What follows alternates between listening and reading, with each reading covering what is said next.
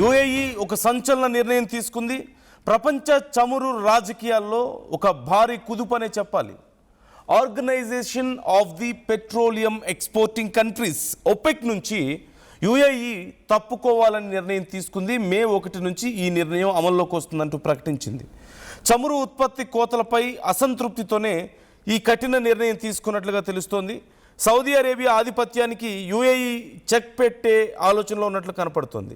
సొంతగా చమురు ఉత్పత్తిని పెంచుకునేందుకే ఈ వ్యూహం అంటూ మరికొందరు అంటున్నారు. గ్లోబల్ మార్కెట్లో ముడి చమురు ధరలు తగ్గే అవకాశం చాలా క్లియర్గా కనిపిస్తోంది.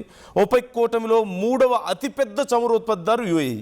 గల్ఫ్ దేశాల మధ్య పెరుగుతున్నటువంటి ఆర్థిక రాజకీయ విభేదాల కారణంగా భారత్ వంటి దిగుమతి దేశాలకు చమురు ధరల నుంచి ఊరట లభించే ఛాన్స్ ఉంది. ఇప్పుడు ఈ నిర్ణయం వల్ల కేవలం ఆయిల్ పైనే కాకుండా ఇతర వ్యాపారాల మీద కూడా యుఏఈ ఫోకస్ చేయబోతుంది అంటూ తెలుస్తుంది. అయితే యుఏఈ తీసుకున్నటువంటి ఈ నిర్ణయం చాలా కీలకమైందనే చెప్పాలి.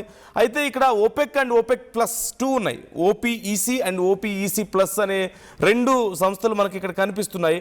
అయితే ఒక్కసారి we should know the basic difference. ఆ తర్వాత మనకు అర్థమవుతుంది అసలు OPEC అంటే ఏంటి, OPEC అంటే ఏంటి. Organization of the petroleum exporting countries, OPEC అంటే చమురు ఈ పెట్రోల్ ఉత్పత్తి చేసే ఎగుమతి దేశాల మధ్య ఏర్పాటు చేసుకున్నటువంటి ఒక గ్రూప్, ఇది ఒక సంస్థ ఇది. సో దీన్ని 1960లో స్టార్ట్ చేశారు.